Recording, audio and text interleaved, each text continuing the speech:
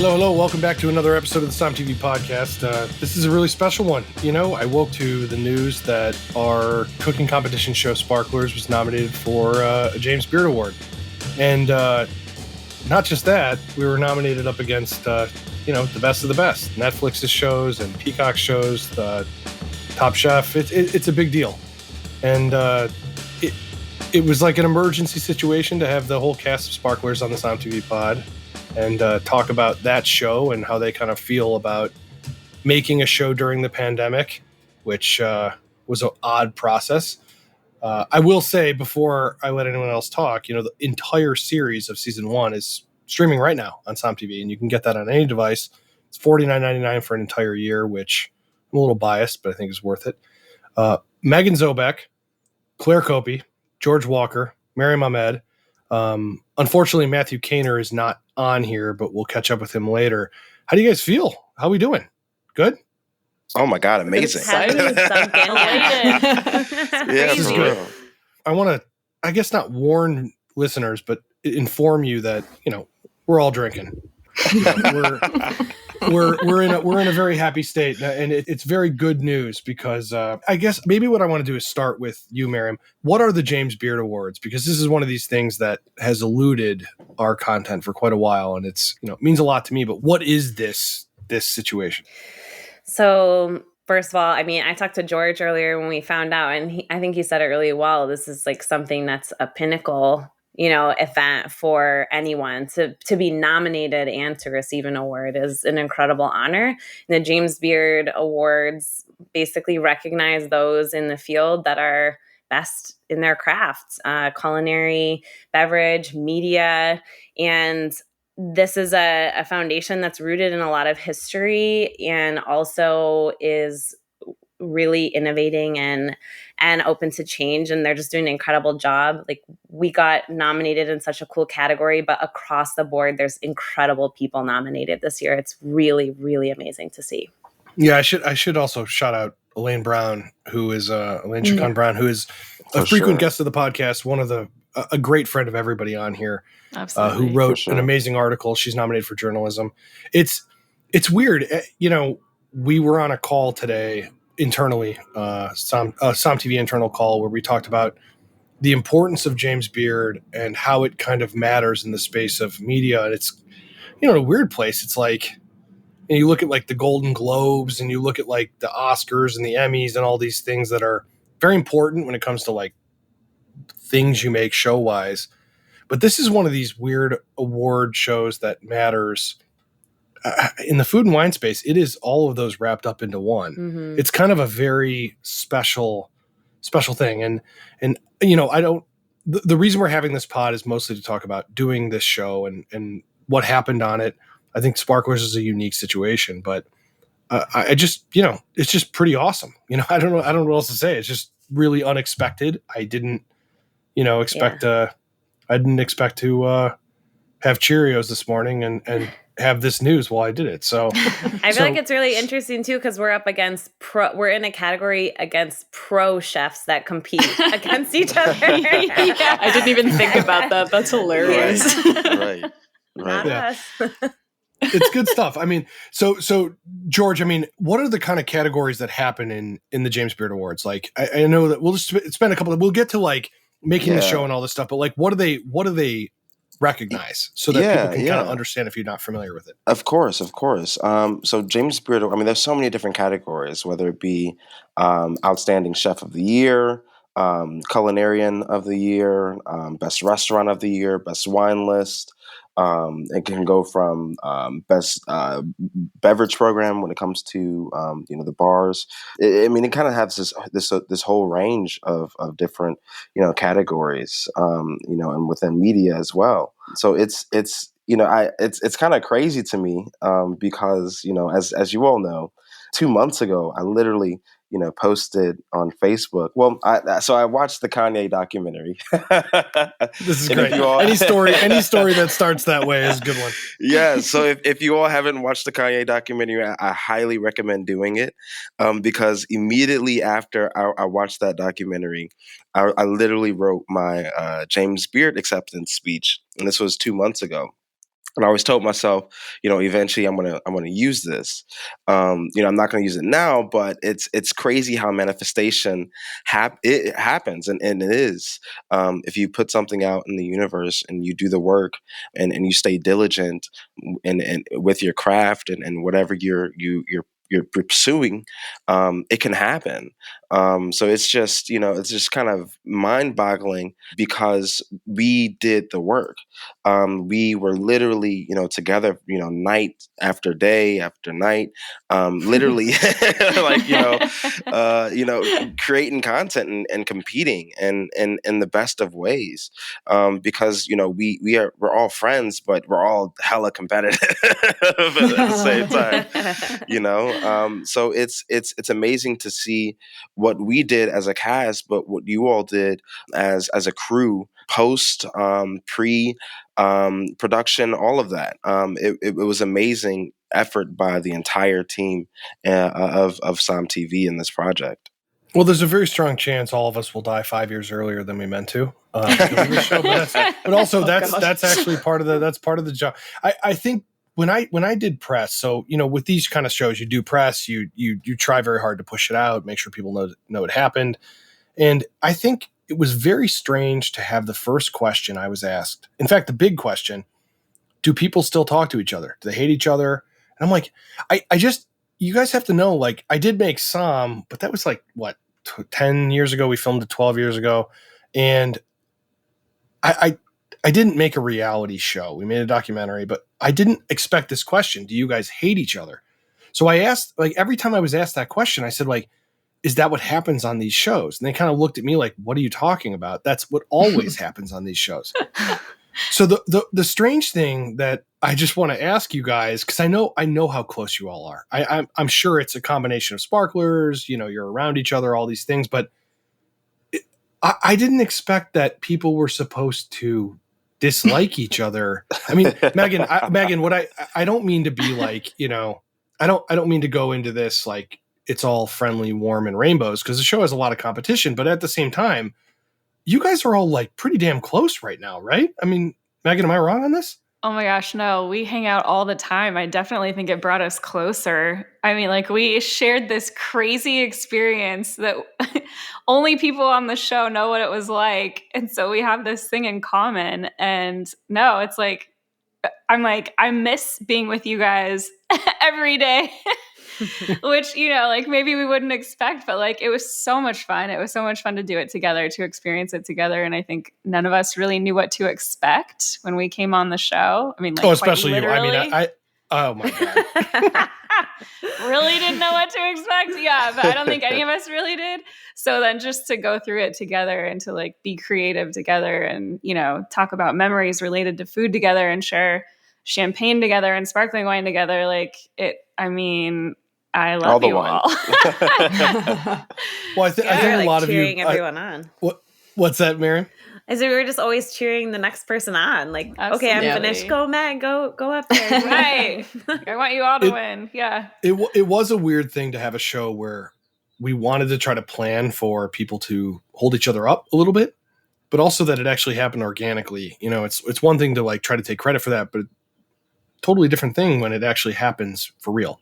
And but I do know, we were filming in the middle of the pandemic. The vaccine just happened. So this is really important to mention.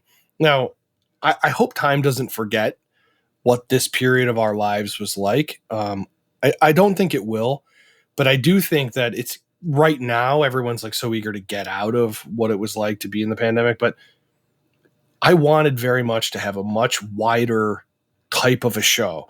And so a lot of you on this, especially you, Claire, you, Miriam, I mean, I think, Kaner would agree. Everybody was like, all right, I might be a judge. And then it turned out that I couldn't have as many people on set for our insurance. And so I turned everybody into contestants. And so Claire like showed up, and I don't even know if she knew arriving that she was going to be not a judge. And I both apologize and also say, look, I mean, made for better TV.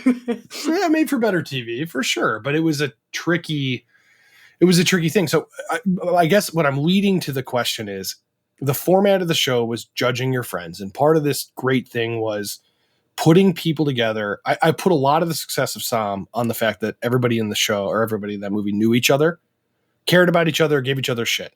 And so I wanted to do better with Sparklers than I did with Sam in the way that let's do that, but let's also not make it, I didn't have the Master Sommelier exam. I didn't have to deal with that stuff. This was organic. We can create something. What was it like to be put in a format where you had to judge each other as friends and yet still have to put the face on of being on a show? And I guess I'll ask you, Meg, because I think you're one of the sweetest, most wonderful humans who would never hurt anybody and would never want to. What is that like to have to do that? Oh yeah, judging your friends, that part was very challenging. That was uncomfortable. That definitely was uncomfortable. That part was uncomfortable because, I'm all about doing things as a team and winning as a team, and I've kind of come up that way, but through different we'll keep the careers spoiler and free. whatnot. We'll keep this spoiler free, but man, do I want to talk about I won't reveal do I want to anything. talk about how cutthroat you got later. I mean, hey, It's true. The end was, we won't say anything. But anyway, but no, and you just see how much your friends are putting into it too. So it's hard to, you see what's going into it. You also feel what's going into it. So it's really hard to be like, there's only one team that wins, when really you just want both teams to win and you want to sit down to dinner together and share the food and stories and wine. But that's, I would think that was the most uncomfortable part for all of us, was the judging your friends part. Not necessarily the friendly competition, but the judging. I mean, not Miriam. She's got nunchucks on right now. She's ready to rock. I'm just never going to live it down. Never.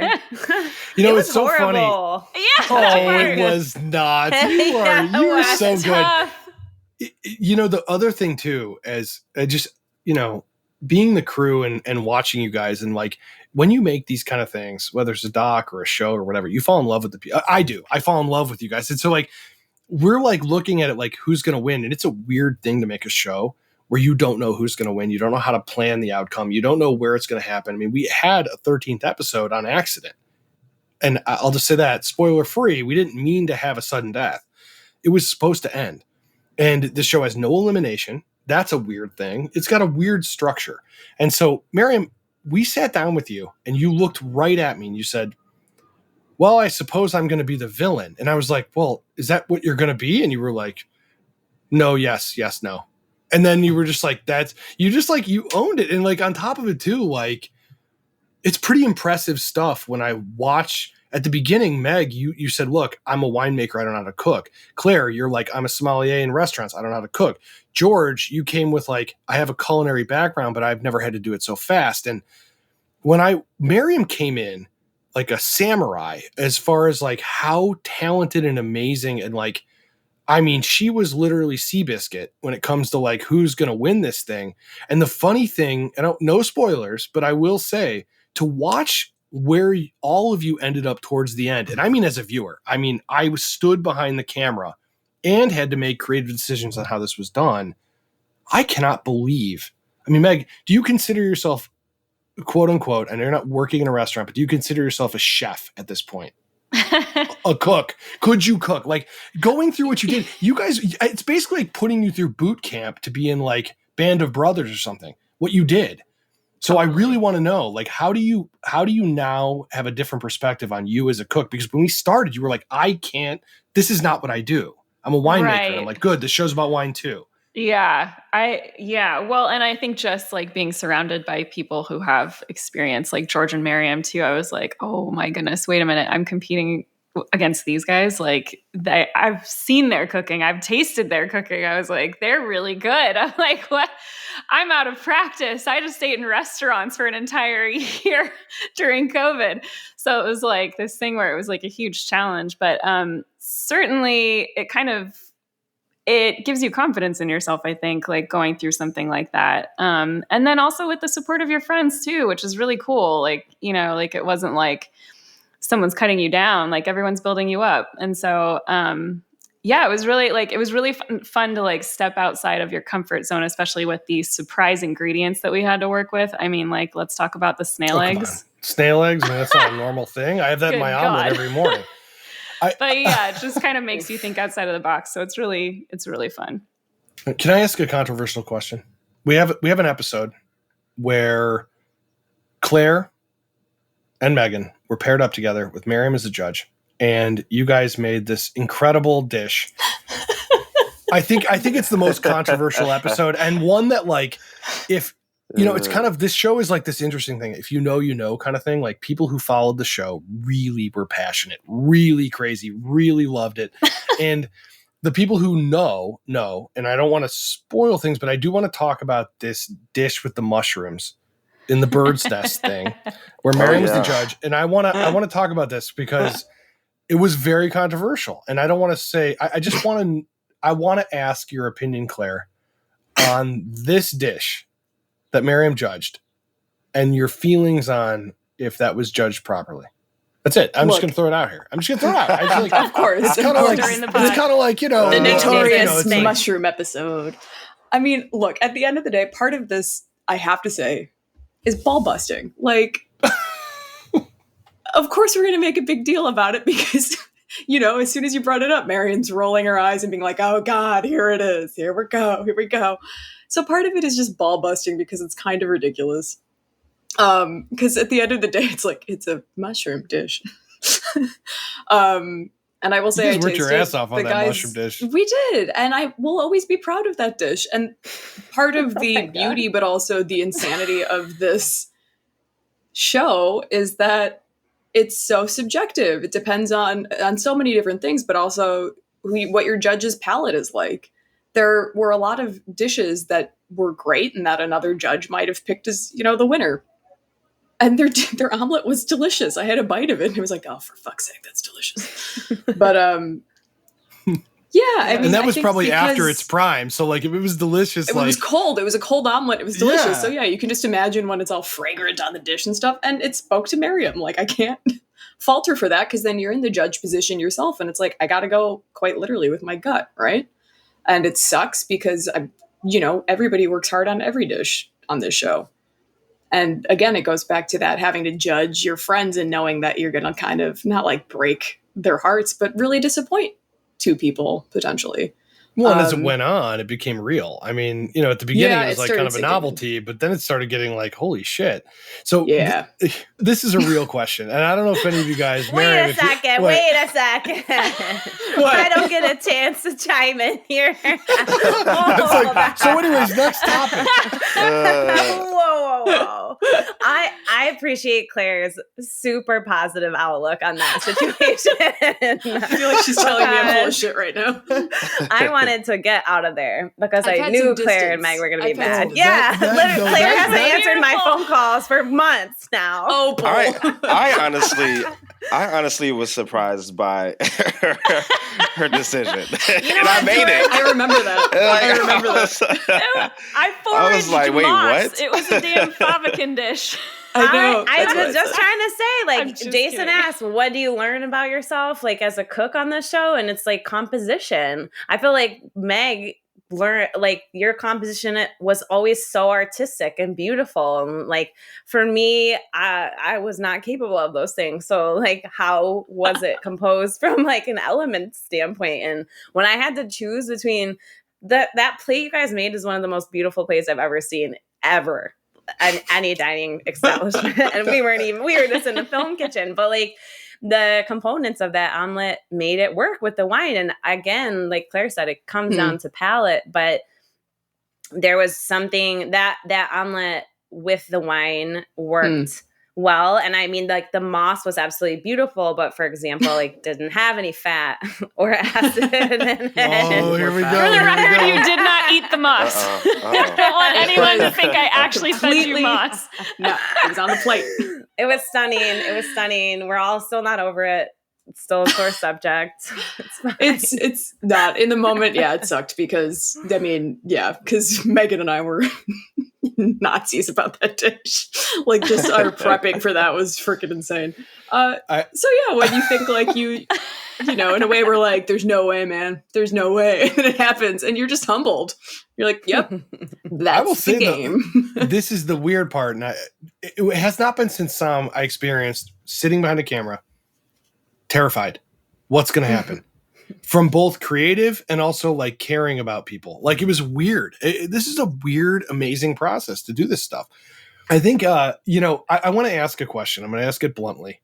Did any of you vote? Now, you don't have to, no spoilers, but did anybody vote for a dish they did not think was the right one for political reasons in this show?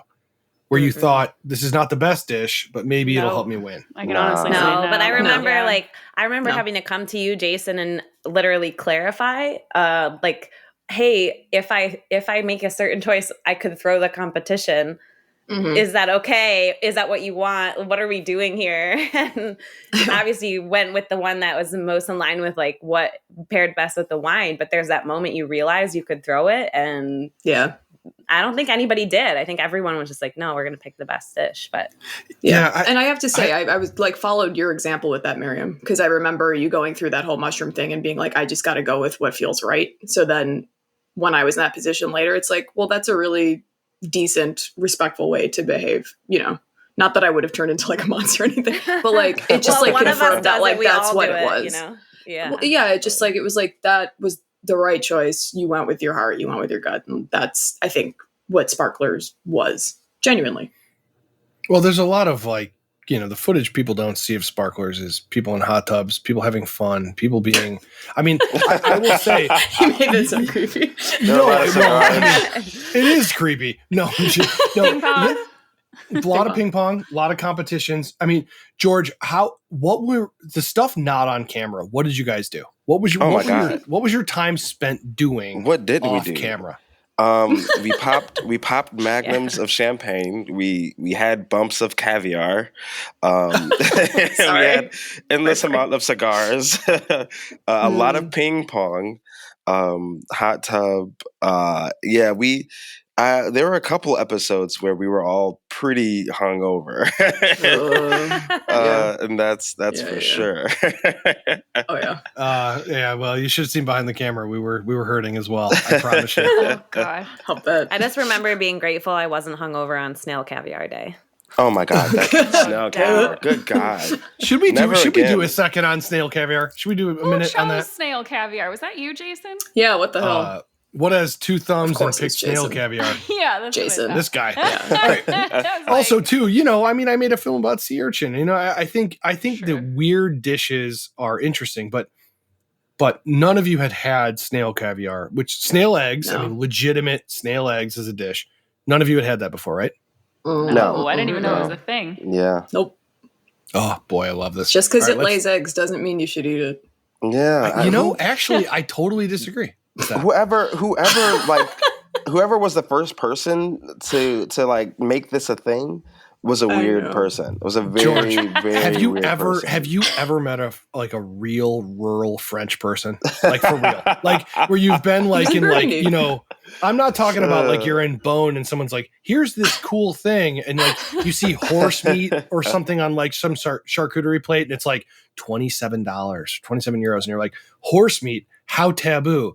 Let's if you do it. go out of Bone by like 10 miles, they're like, oh no, they accidentally cut this guy's thumb off in the processor.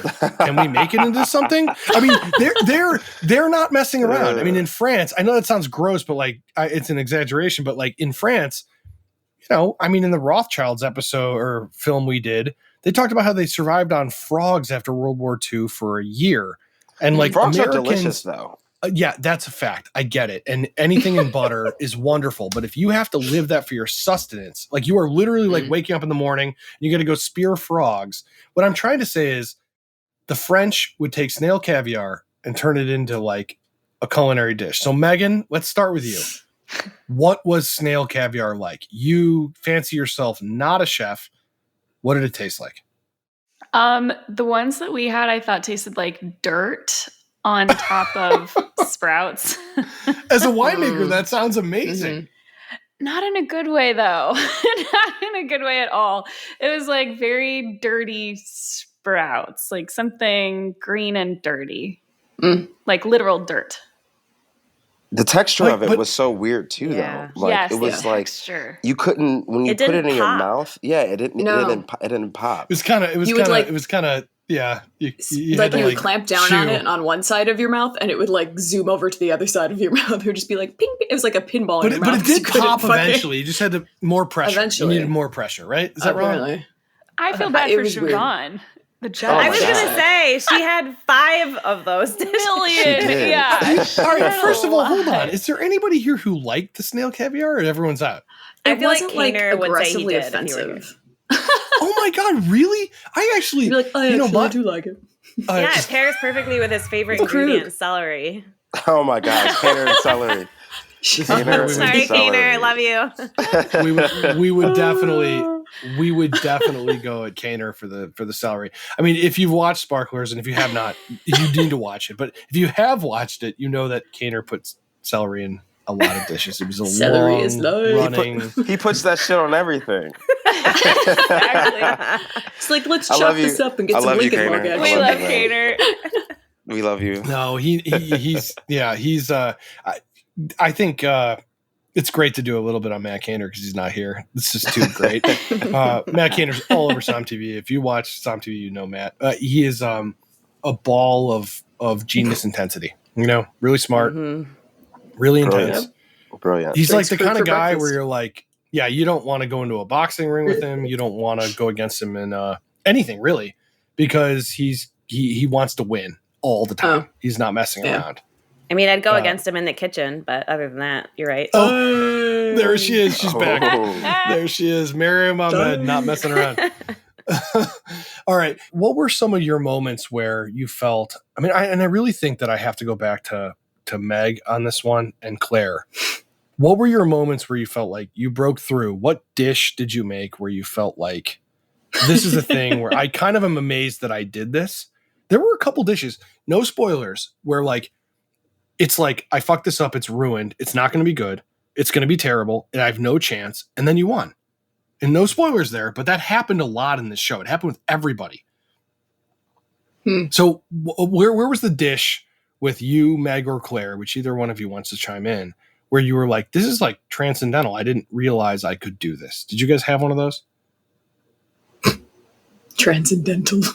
Yeah. Well, I don't mean you found God, but I mean, you know. Still searching. I think I think I was in a better mental space when we got to Sonoma. I wasn't as stressed out, so it was easier for me to be creative. Am I allowed to say dishes or not? Yeah, tell us some dishes for sure. Okay. I think the uni dish that I did, I was like pretty happy with because I used some kind of surprising flavors. I felt more myself. I like to do kind of different things in my winemaking, so I was like trying to, because I'm not a professional chef. Not that any of us are currently professional chefs, but I was trying to play more off of my strengths, which creativity is one of them. So the uni dish, with the passion fruit. That was one for me that I was like, okay, I feel comfortable with this. Nice. I actually, just as a side note, I love sea urchin, and I tried that dish, and it was like effing amazing. So, Thank you. Yeah, that was. so Claire, what was the dish for you? Where you were either surprised, like you thought it was going completely, like in the coffin, and yet it turned out great, or you looked at it and you're like, I'm really proud of this, whether it wins or not. There were a lot of things, like, and especially specific components that I was proud of. But certainly one that shocked me, and because I think it was so weird, we just mentioned snail caviar. It threw us all for a loop because it's like, so what the hell do we do with this? And it kind of forced me to push myself outside of, I feel like after that I would be like, well, let's throw in something slightly different now. I mean, the rest of these guys in the kitchen forced me to do that, but also because it was an ingredient that I was completely unfamiliar with. And so I just like kind of threw something together, and throughout that episode, I'm like, well, not gonna win this for sure. So you kind of just like relax. And then, yeah, it was very surprising. Yeah, I think, pushing me outside of my comfort zone was a good thing because I was doing I think I pretty would safe say the stuff until that definition. point. Yeah, the definition of a competition cooking show is comfort zone. Goodbye. You know? Oh, yeah, absolutely. I mean, the second you step onto that set, that kitchen, it's uncomfortable as hell, right? I mean, like anybody's kitchen where you're not, when you first like start dating someone and you're trying to cook something in their kitchen, you're like, where do you keep the spatulas? Do you have a pan? And you're just like looking around. It felt like that because we didn't really do like a walkthrough of the kitchen beforehand. So I remember all of us like mid session in the kitchen, we're like, I could really use this and I have no idea where it is. And that's like as your thing is overcooking, and then you're just like, and it's not like for me when I cook, like I'm really chill at home and I've got some music going and I've had some wine, and I mean I had some wine on this too. But this was very different. Like you have a time limit and you guys are yelling out, the countdown of numbers and there's 5 cameras pointed at you and you're like, I don't know how to do this. I've seen it done, but I don't know how to do it. So it was, yeah. I think Not this was a show we made in that fashion, meaning like there was not a, hey, we've done 5 seasons. That's what's beautiful about this show. It's the beginning of something, hopefully, that goes a long time. George, there was some controversy in regards to you using ingredients that were, I think Miriam and others were unhappy with using croissants and such. Can you talk about the structure of how ingredients were used in the show, what you were allowed to use, and like? Oh yeah, for sure. Okay, go. Yeah, I'm just curious. So yeah, I mean, at the very the first challenge, which was I guess the quick fire. I forgot what we called that challenge, but it was the perfect bite challenge. The perfect bite challenge. There you are. And we could only use 5 ingredients, and there were some stipulations on on what ingredients we could use and what we couldn't. So oil or any sort of fat was considered an ingredient. Salt was considered an ingredient. Obviously croissant is considered an ingredient. So it made it really challenging, right? To be able to create something that's, really simple but yet complex. And that was like really, I don't know, that really, and trying to be really creative with only being able to use like 5 ingredients. My favorite dish was definitely, actually I did like that. I did like the croissant one, but it was definitely my oyster, where I did the foam, and then had the caviar on top. I forgot what else I did. I think it was just lemon. But it was just like a quick foam that I'd made with like egg whites and like whipped up, and then infused some lemon zest with the foam and like folded it in on top of the caviar, the oyster. But that was also a challenging ass first bite challenge, because opening oysters or shucking oysters on camera is like terrifying. Shucking oysters in general any day is terrifying, but doing it while 5 cameras are pointed at you is even more so. I think the whole thing was very interesting to watch, the way all of you were put into a situation. George, nobody watching the show would think that there was any stress in your angle. You were so calm, so collected. It was not. I was freaking the hell out internally. Really? So I'm glad it didn't look like it. There was like a lot of occasions. I would say top to bottom. I stood behind the camera. I would say top to bottom. I don't know how viewers felt about this, but Miriam and you, George, you guys looked very calm. You looked like you had to make decisions. You knew what you were going to do, and you just pivoted. I found, no offense to you, Meg, I found you, Meg, to be the most outwardly nervous person. And the reason I'm bringing this up is not to like shame you for that, because to be honest, it's easy to cast stones from behind the camera. But I think it's worth asking to both you and Miriam, because I think you guys are, it's weird to have watched the development. I think any one of you could be a chef in a restaurant, which is a whole different thing. But as far as talent goes, menu planning, what you want to make, I think I was blown away. I would eat anything. This show, the way you guys evolved. But what I do want to ask and I want to ask it to Miriam and Meg, the stress of the show, you know, the stress of being on camera, the stress of the timing for the dishes. What are your thoughts on how that changed your dishes and how you had to go about doing the food? You know, I mean, Meg, you had many times where you were literally like, I'm shaking, you know, and Yeah. you did. It's on camera. I mean, it's like, I was like, please let me not cut a finger off. oh no, God, thank God like, that didn't happen. No kidding. I left with all 10. I think all 11 fingers is good. All 11 fingers, still have them. I mean, in my, I've chosen a career where the thing that I make takes several years before anyone enjoys it. To go from that winemaking to as a winemaker, as a winemaker, to go from that to cooking, and something has to be done in 30 minutes or 15 minutes, depending on which challenge it was or whatever.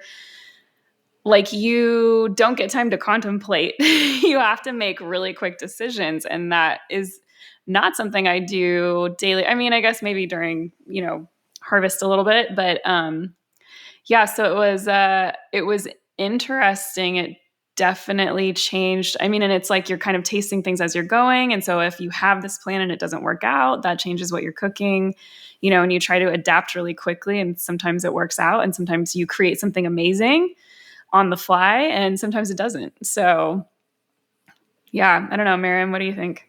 Yeah, Miriam, you did not show stress at all. I'll be honest. I mean, you were... I was so stressed. I feel like George too, the same way of, maybe it didn't seem like it, but no.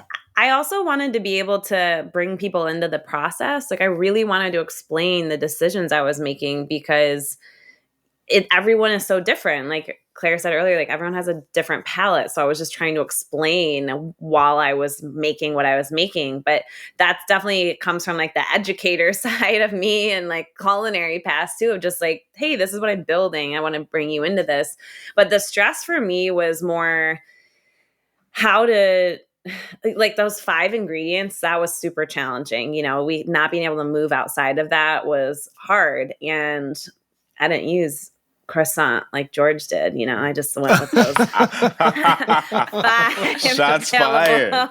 Shots fired. But I think the stress for me I feel like I agree with Meg, but it made me more decisive and made me realize I know more than I think I do. But at the end of the day, I think the biggest stress for me was just not upsetting anybody else and wanting like everyone around me to also win. So while I knew people were coming from me from the start, I wanted still to, have that camaraderie and like not make a decision that would just totally piss a bunch of people off, It's amazing. I mean, it's great to think inward and outward at the same time like that.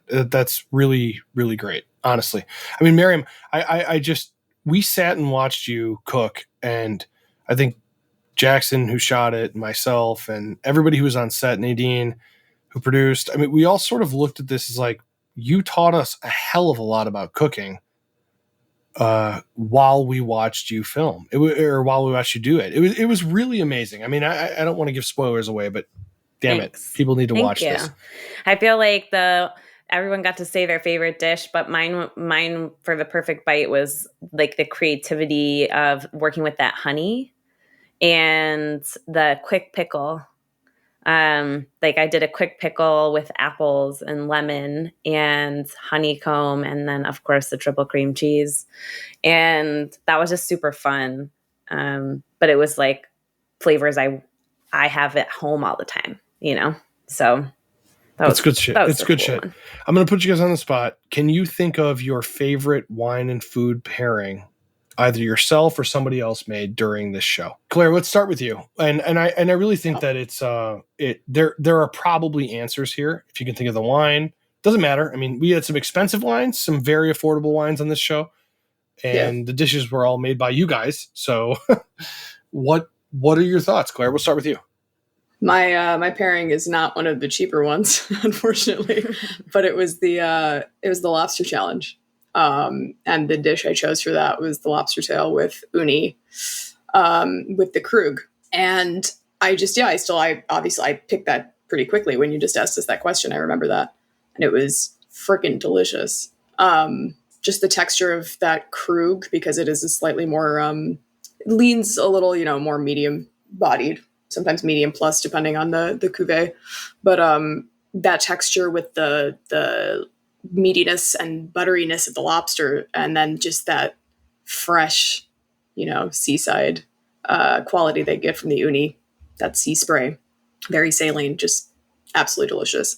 I also actually, looking back, I really enjoyed the cassoulet dish with the Fer Lafette too. I thought that was really beautiful. That's awesome. Meg, do you have something in mind?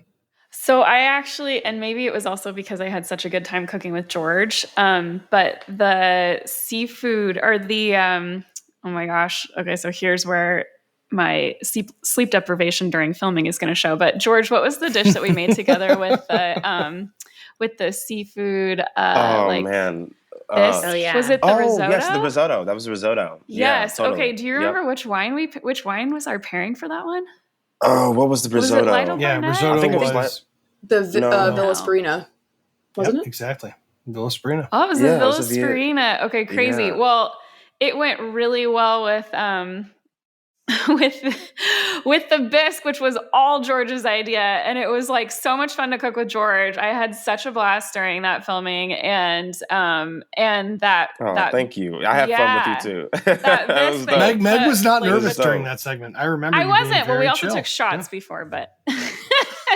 There's a lot of I shots. in gotta this calm film. the nerves a little bit. In this show. But that was really fun, and it was really tasty, and it was super fun to cook with George. So that was like one of my favorites. That All right, round was really good. Yeah, The that round risotto was round. really good. That was a risotto as a challenge. Is like, how do you improve on something that seems simple but is also very hard to make? So, George, I'm going to go with you. I want to save Miriam for last on this one because I just know she's going to come in great. So, Coming George, hot. she's just in the best of ways. So, George, what was your favorite? I'm assuming you're going snail caviar. And, Oh, for sure. How'd you know, man? I mean, I just know you guys. No, man. I think my favorite, in all honesty, was definitely my favorite wine. I love Krug. I love Ruinart. I loved all the wines that we had. But what I was most surprised by was actually Lytle Barnett. It had Hell this, beautiful, beautiful acidity Totally. that was just, really, really bright with, really nice, lush, like body as well. Like it still had this. People describe me that richness. way, by the way. Just so you know. Similar. Yes. But I think it went so well with the cassoulet. Because of the richness of the cassoulet. You really needed something to be able to really cut through that and really be able to complement that in a way that was almost like a contrast. And the Lytle Barnett really did a great job of really marrying those flavors and really being able to just make an amazing pairing. It was great. That was definitely one of my favorites. As far as since we're talking about who we like cooking best with, I love cooking best with everybody, but I really felt really drawn to the conversations that Miriam and I had in our episode, and also just I loved cooking with everybody. I mean, it was, and I'm not sure if everyone got to cook with everyone, but I know, everyone didn't. Yeah, for the second challenge, I was one of the only contestants who got to really be able to sit and really go into the trenches with everyone, and it was great. Yeah, it was Everybody a weird was format, amazing. right? Yeah, it was a weird format, Yeah, and for that sure. it kind of did this thing, which Who came up it with was- that? sorry guys. I also brought the snail caviar, so it is what it is. All right, Miriam, what was your favorite wine, food? Experience is never separate from those two things. So, what was your favorite? I agree with what George said. I loved the Krug and Ruinart, but I also like the Cal de Bosco. I thought that wine was so beautiful Hell yeah. and so food friendly and a surprise, really. But dish wise, I really did love that episode with the risotto. Both teams decided to do, I hope it's not a spoiler, but they both do seafood. The teams didn't talk to each other about bringing fish or seafood into their dishes. It just happened that both teams thought that pairing would be really great. And so that was really cool. But I agree. I think for cooking, the challenge of the cassoulet was really, really high. And it was awesome to, set aside our differences and cook together, me and George.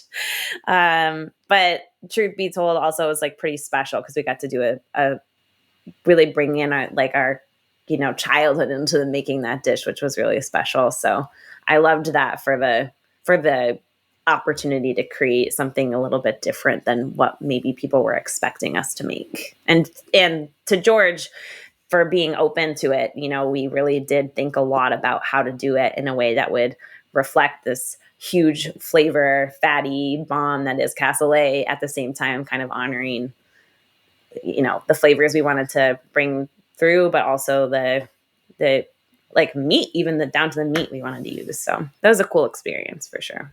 I mean, the thought of cooking cassoulet in an hour. Yeah, geez Louise. Thanks, Jason. You're just full of really great ideas. I'll be honest with you. It's not just that. It's also snail caviar. So I'm so honored to have done this with all of you. And I know I speak on behalf of the entire crew and people who watch the show and are obsessed with it, that we adore you guys. And it means a lot. And I can't wait to hopefully announce a season 2. If you're listening, SOM TV, you can watch every episode. And I just want to say thank you for doing this little emergency pod. We need to, interrupt your regular programming to talk about Sparklers. It's great stuff. Congratulations. Yeah, congratulations to all of you. Amazing. Congrats to all of them. It's good shit. All right. All of you, behave yourselves and be safe. All right. Go to SomTV.com, $49.99 for an entire year. And shout out to my mom who made it this far into the podcast. Everybody behave yourselves. Talk soon. Cheers, guys. Cheers.